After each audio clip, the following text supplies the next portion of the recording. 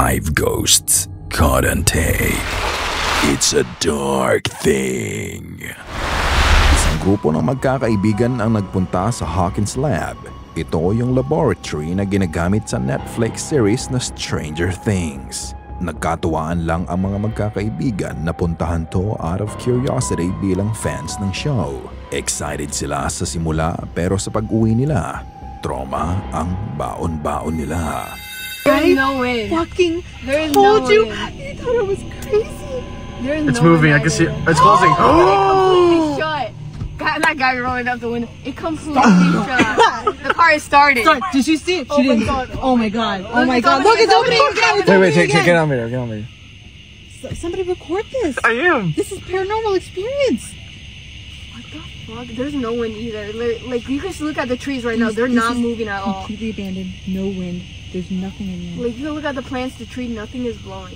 It's Alright. just opening. There's no explanation for that. It's also so irregular that it can't be like It's opening. It's opening. It's opening. No, fuck that. No, it's opening fast. Okay. Why? Okay. Oh my That's the God. widest it's opened. That fast too.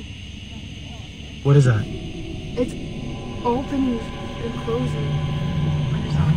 You're gonna need to send me that video. Filming this? Okay, thank God. Yeah. Habang pinagmamasdan nila ang paligid, nakita nila ang kusang paggalaw ng pinto ng trailer sa harapan ng building. Kusa itong nagsara at hindi nagtagal. Bumukas ito ng dahan-dahan all the way. Ang sabi sa caption, walang hangin sa paligid kaya imposible itong gumalaw ng ganun-ganun na lang. May napansin din ang nagvi-video sa ikalawang palapag ng gusali at ito ang kanyang nakita. That's crazy. I need to know the history of this place. Is that a person? Yeah, we're gonna save ourselves. Don't worry. What is that? What is what? Do you see that? Look at my there's phone. definitely something moving inside. No, I see it. What is that? I see Is it. that a person? Is that a person? Why does that looks like a person? I'm looking at JC's phone. It looks like a Yeah, fucking it looks like a person. person. I'm looking at his phone. It's literally a figure. No, I see You're it. recording I see that, it. right? I see it. Okay, so you could play back and show you guys. Oh shit. Okay. Well, okay. I see it. It's different. Please put the window up. I see it. It's a dark figure. It's a dark figure. We're driving. It's a dark figure. We're I driving don't like that. Ooh, Please. brakes are on.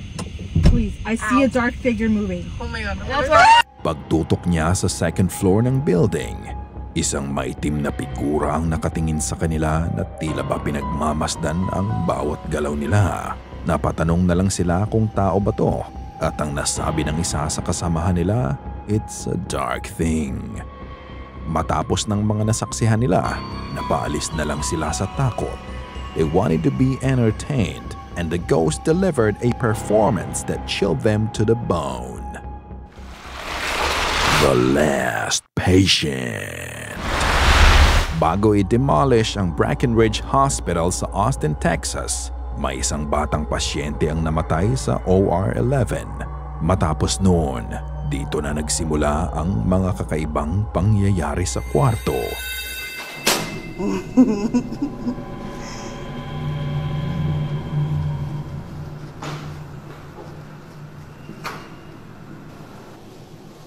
And it's just all it does is that.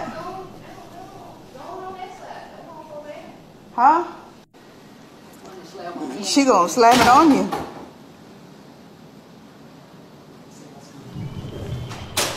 That's all it does.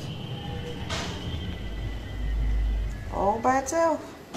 Sa video, makikita ang dalawang surgical tech na pinuntahan ang nasabing haunted room. Kusa na lang bumubukas at sara ang pinto ng operating room. Mabigat ang klase ng pinto na to and it works on hydraulic system. Ang normal function ng pinto ay kapag binuksan, nananatili itong nakabukas ng ilang sandali para madali nilang mailabas ang kama ng mga pasyente. Hindi tulad ng nasa video na bukas-sara lang. Ilang araw bago i-demolish ang hospital, ni-record niya uli ang loob ng hospital.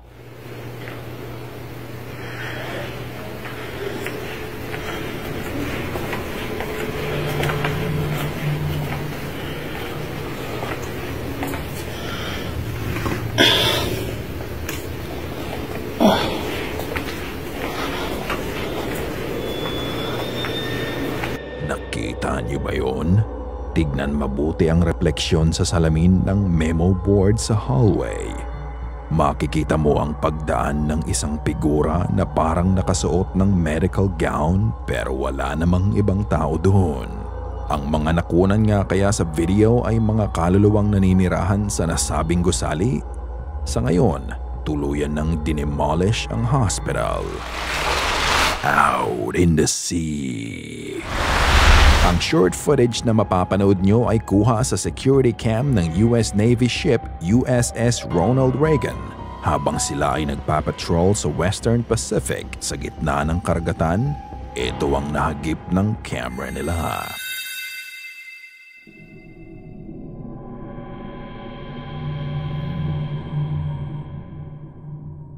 Sa video, makikita ang pagdaan ng phantom creature. Ito ay dumaan sa camera from left to right, and as it moves, it leaves a trail of light or mist behind. Ang nakakapagtaka pa, ang nakita sa video ay parang mukha lang na naka-side view pero wala itong katawan. Ayon sa nag-post, they've seen some questionable stuff on board, and what they've captured is the only absolute evidence of the paranormal. Haunted nga ba talaga ang USS Ronald Reagan? Kayo na ang humusga. Phantom Friend. Ang mapapanood nyo ay ang anak ni Trinity na nakikipaglaro sa kanyang imaginary friend. Sa video, makikita nyo kung paano makipag-interact ang anak niya sa nasabing entity. Nakikita ito ng bata pero hindi ito nakikita ng mga kasama niya. Y'all, I don't know who she playing with, but it's an invisible person, and they're tickling her. They're doing well, look at it.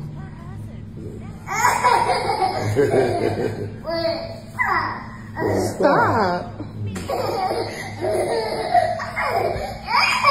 Who play on you, baby? And I pray so much, it can't be no bad spirit in here. 'Cause I pray so much over this house. Hey, you play with your granny?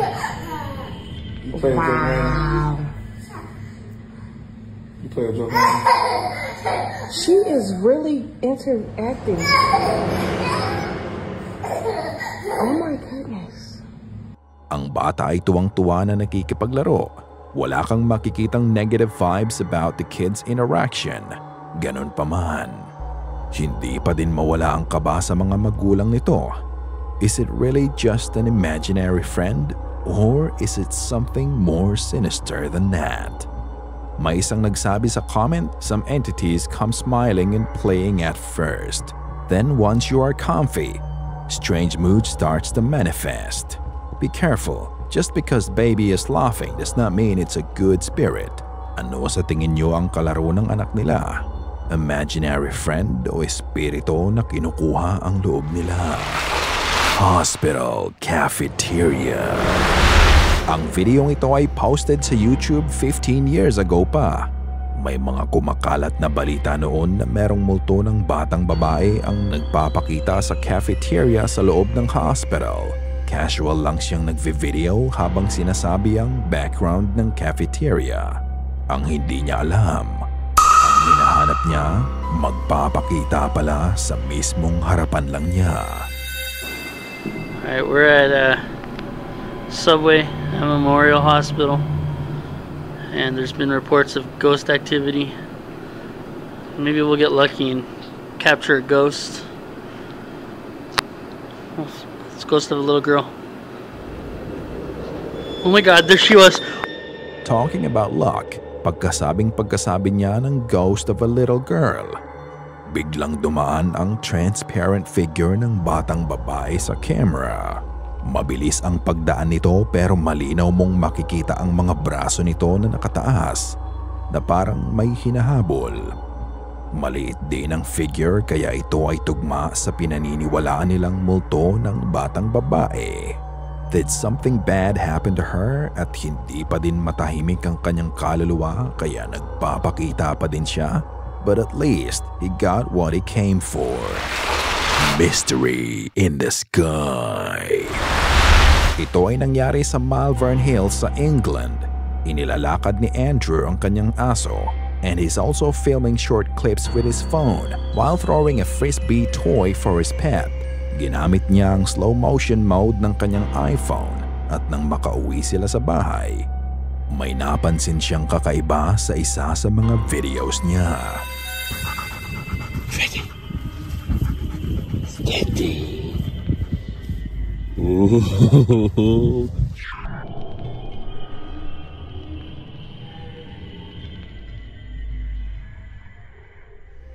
Nang ibato niya ang frisbee sa aso, makikita ang mabilis na pagdaan ng isang needle-like flying object. Kahit na naka-slow-mo ang video, mabilis pa din ang pagdaan nito kung pagmamasdan niyong mabuti. Ang object na ito ay nanggaling sa napakalayong distansya. Ginawa nito ang isang unusual turn maneuver at saka nito muling inayos ang direksyon at nagpatuloy sa paglipad. Sa sobrang bilis nga nito ay nagmistula itong parang normal speed lang kahit naka-slow motion ang kuha. Ang bilis nito, hindi natin mawawari. May similar video din na kuha ng drone sa Utah.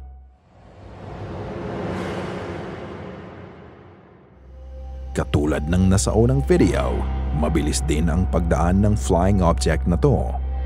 It just zooms past the drone.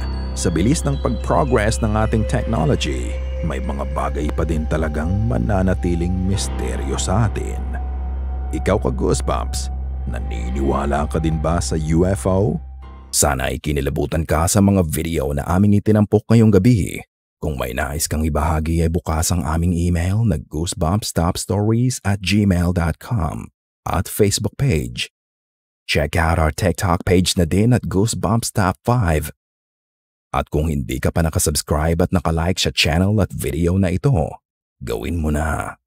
Kung nais mong walang nilalang na bumisita sa'yo mamayang gabi.